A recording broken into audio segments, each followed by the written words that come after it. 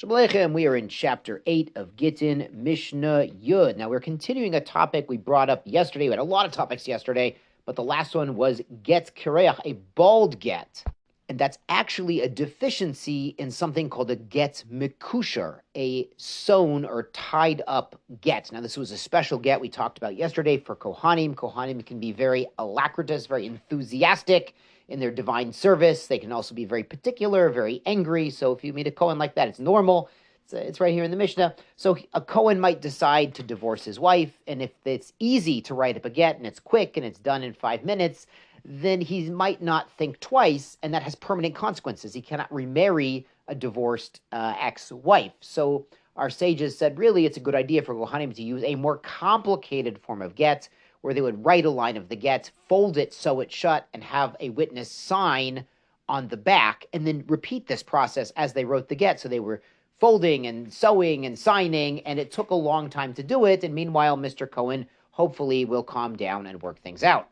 But a get kereach, a bald get, is when some of those folds, at least one of the folds, is missing the signing witness. Now, every get needs 2 witnesses to sign at the bottom, but the get mekushar, the special Kohanic folded get, needed a signature on every fold. So what if you have folds that are missing a signature? So Mishnah Yud points out, hakol mashlim in alav.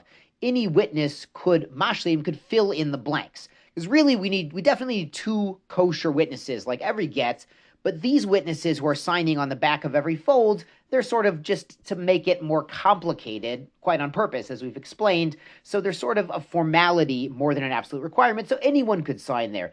Divrei ben Nanas, according to Ben Nanas. And this would include even someone who is, a gambler or a thief or an eved, someone we don't normally trust to sign documents or witness testimony in other places. Rabbi Akiva Mary disagrees.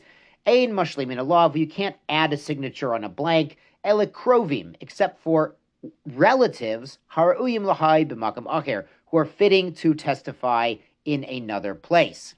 The idea here is if we let just anyone sign on the back of the fold of the get mekushar to fix it so it's not a get kareach, then someone who's an eved or someone who's a thief or a gambler, they might, someone might marry that guy or trust that guy to make a business deal, assume he's done tshuva, when that's actually not the case, based on the fact that he signed on one of the folds of this get mekushar.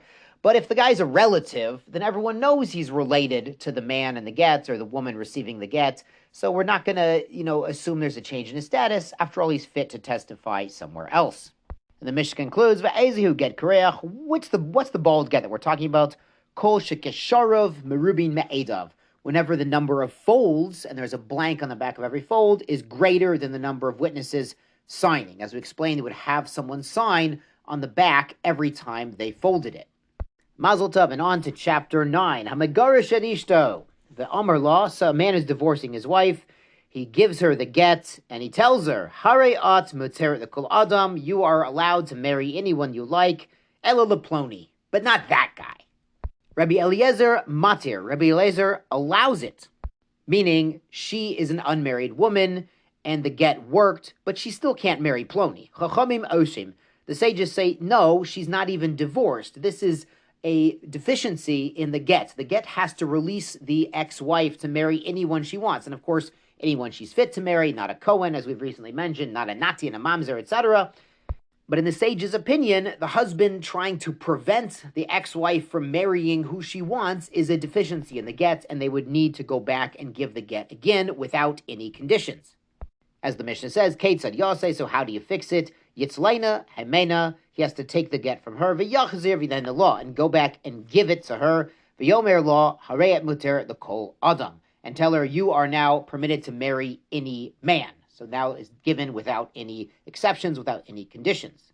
But if the condition is actually written in the get, if the husband had them write in the get when it was drafted that she's muter the kol adam chutz ploni, and maybe he's got a list, maybe he's got a bucket list of men she can't marry, that is afal pi shechazar mechako. Even if you go back and erase it, puzzle. You can never use this get. This get is always flawed because the original instruction that he was writing was not what's called a sefer kritut. That's the wording in the Torah, a sefer kritut, a document of separation, because she was separating from the husband, but she wasn't allowed to marry who she wanted, so the get itself was never valid in the first place. In the Gemara, they do explain the husband has a certain form of condition that would work to prevent her from remarrying ploni, but I'll leave that for your further study in the Gemara. Tizkul mitzvot.